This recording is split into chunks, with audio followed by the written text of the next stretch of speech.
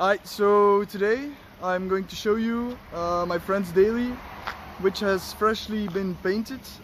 This was because of a little accident and he ordered the wrong color. The car is a 320i Touring, originally Oxford Green, but he ordered Oxford Green Pearl. And that's the new Mini Cooper Green, that color. And he decided to paint the whole car. And it's really cool actually. It's like, I'm going to show you. Alright, so here you can see the car. Sorry that the wheels are dirty, we just put them on. We just finished the car.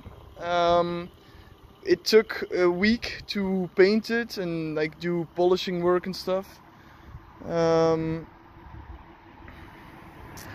There is a bit of work still to do, like wet sanding, and we're going to repaint this. This is corrosion, so this is going to be black.